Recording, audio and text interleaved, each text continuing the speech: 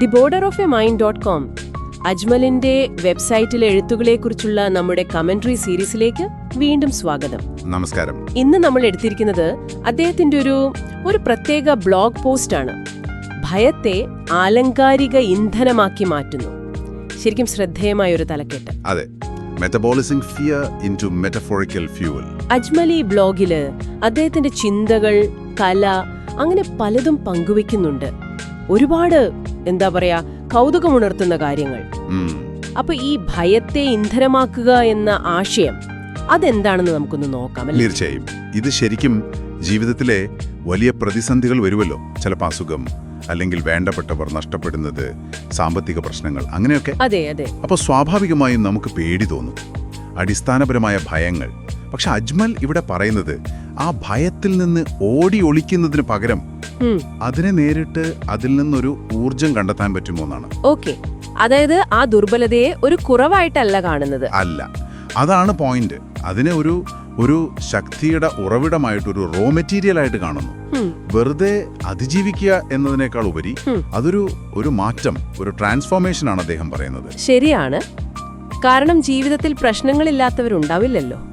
ഈ ആരോഗ്യ പ്രശ്നങ്ങൾ വരാം, ബന്ധങ്ങളിൽ ചിലപ്പോൾ പ്രശ്നങ്ങൾ വരാം, പിന്നെ സാമ്പത്തിക ബുദ്ധിമുട്ടുകൾ, പ്രിയപ്പെട്ടവരെ ചിലപ്പോൾ നമ്മളെ വിട്ടുപോകാം. ഇതൊക്കെ വല്ലാത്തൊരു പേടിയുണ്ടാക്കും ഉള്ളില്. ചിലപ്പോൾ ഇനി മുന്നോട്ടെങ്ങനെ എന്നുള്ള പേടി. അതെ, നിലനിൽപ്പിന്റെ ഭയം. അതെ. അപ്പൊ അജ്മൽ പറയുന്നത് ഇത്തരം ഭയങ്ങൾ നമ്മളെ തളർത്തുന്നത് സ്വാഭാവികമാണെന്നാണ്. പക്ഷേ അവിടെ നിർത്തരുത്. അതാണ് പ്രധാനം.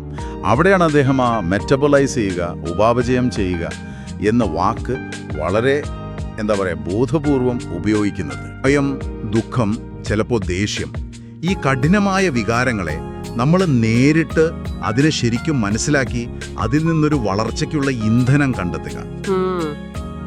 അപ്പൊ അതിനെ ഇല്ലാതാക്കുകയല്ല ലക്ഷ്യം. അല്ല, അതിനോടൊപ്പം അതിനെ അംഗീകരിച്ച് മുന്നോട്ടു പോകാൻ പഠിക്കലാണ്.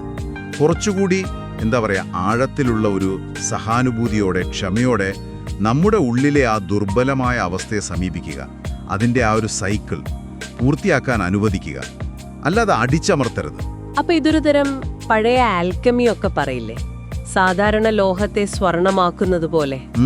ഇവിടെ നമ്മുടെ വേദനയും ഭയത്തെയും എന്താക്കി മാറ്റുന്നു? ഒരു ജ്ഞാനവും കരുണയും ഒക്കെ ആക്കി മാറ്റുന്നു. അതെ, ഒരു തരം രൂപാന്തരം. എനിക്കിഷ്ടപ്പെട്ട ഒരു ഭാഗം അദ്ദേഹം ഈ പ്രതിരോധശേഷി, റെസിലിയൻസിനെ കുറിച്ച് പറയുന്നത്. അത് നമ്മൾ പെർഫെക്റ്റ് ആയതുകൊണ്ടോ അല്ലെങ്കിൽ ഒരു പ്രശ്നവുമില്ലാത്ത ആളായതുകൊണ്ടോ വരുന്ന ഒന്നല്ല. മറിച്ച് നമ്മുടെ കുറവുകളോടും വേദനകളോടും കൂടി മനുഷ്യനായിരിക്കുന്ന ആ അവസ്ഥയെ ധൈര്യത്തോടെ സ്വീകരിക്കുമ്പോൾ കിട്ടുന്ന ഒന്നാണ്. അദ്ദേഹം hard one wisdom, humble compassion എന്നൊക്കെ പറയുന്നുണ്ട്. കഷ്ടപ്പെട്ട് നേടുന്ന അറിവ്, വിനയത്തോടെയുള്ള അനുകമ്പ. കൃത്യം. എന്നുവെച്ചാൽ ഭയത്തിൽ നിന്ന് ഓടി ഒളിക്കലല്ല, അതിനെ ഉൾക്കൊള്ളലാണ് പ്രധാനം. അജ്മൽ ഒരു കാട്ടുതീയുടെ ഉപമ പറയുന്നുണ്ട്. ഇടയ്ക്കിടെ ഒരു കാട്ടുതീ വരുന്നത് ആ കാടിന്റെ ഒരു നവീകരണത്തിന് നല്ലതാണെന്ന് പറയില്ലേ? ശരിയാണ്. അതുപോലെ നമ്മുടെ ജീവിതത്തിൽ ഈ വെല്ലുവിളികൾ, അതിനെ നേരിടുന്നതിലൂടെ, ചിലപ്പോൾ അതിനെ കീഴടങ്ങുന്നതിലൂടെ, സറണ്ടർ ചെയ്യുന്നതിലൂടെയാണ് നമ്മൾ ശരിക്കും വളരുന്നത്. കീഴടങ്ങൽ എന്ന ആശയം അതും പ്രധാനമാണ്. അതെ, കാരണം ഈ ഭയം നമുക്ക് താങ്ങാൻ പറ്റില്ല, ഇത് ഭയങ്കര വലുതാണ് എന്നൊക്കെ തോന്നുന്നത് പലപ്പോഴും ഒരു മിഥ്യാധാരണയാണ്. ഓരോ അനുഭവവും എത്ര കഠിനമാണെങ്കിലും നമ്മളെ കുറച്ചുകൂടി വിവേകമുള്ളവരാക്കും. ഇത് അദ്ദേഹത്തിന്റെ ബ്ലോഗിലെ മറ്റു വിഷയങ്ങളുണ്ടല്ലോ, കല, ജീവിതം, മൈൻഡ്ഫുൾനെസ്, വ്യക്തിഗത വളർച്ച, ഇതൊക്കെയായിട്ട് നന്നായി കണക്ട് ആകുന്നുണ്ട്. ഈ പ്രോസസ് എളുപ്പമാണെന്നല്ല അദ്ദേഹം പറയുന്നത്, പക്ഷെ അത് സാധ്യമാണ്. അതാണ് സൂചന. അപ്പോ ചുരുക്കത്തിൽ അജ്മലിന്റെ ഈ എഴുത്തിലൂടെ നമുക്ക് കിട്ടുന്ന ഒരു പ്രധാന ആശയം, വെല്ലുവിളികളെ അതിജീവിക്കുക എന്നതിനപ്പുറം അതിനെ വളർച്ചയ്ക്കുള്ള ഒരു ടൂളായി കാണുക. ഭയത്തെ ഒരു ശത്രുവായിട്ടല്ല, ചിലപ്പോൾ ഒരു ടീച്ചറായിട്ട് കാണുക. അതെ, ഇത് നമ്മളെ കൂടുതൽ ആഴത്തിലുള്ള ഒരു പ്രതിരോധ ശേഷിയിലേക്കും അറിവിലേക്കും നയിക്കും. തീർച്ചയായും.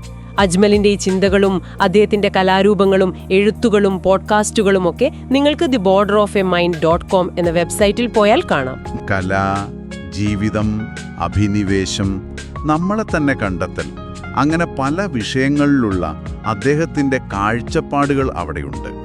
ഒരുപക്ഷെ നിങ്ങൾക്കതൊരു പ്രചോദനമായേക്കാം. തീർച്ചയായും. ഈ സംസാരം കേൾക്കുമ്പോൾ ഒരു ചോദ്യം ചിലപ്പോൾ നിങ്ങളുടെ മനസ്സിലും വരാം. നമ്മുടെയൊക്കെ ജീവിതത്തിലെ ഭയങ്ങളെയും വെല്ലുവിളികളെയും നമ്മൾ എങ്ങനെയാണ് കാണുന്നത്? അതിനെ ഇതുപോലെ ഒരു ഇന്ധനമാക്കി മാറ്റാൻ നമുക്ക് പറ്റുമോ? നല്ലൊരു ചോദ്യമാണ്. അജ്മലിന്റെ എഴുത്തുകളെക്കുറിച്ചുള്ള നമ്മുടെ ഈ കമന്ററി പരമ്പരയിൽ ഇനിയും ഒരുപാട് കാര്യങ്ങൾ സംസാരിക്കാനുണ്ട്. അടുത്ത ഭാഗത്തിനായി കാത്തിരിക്കുക.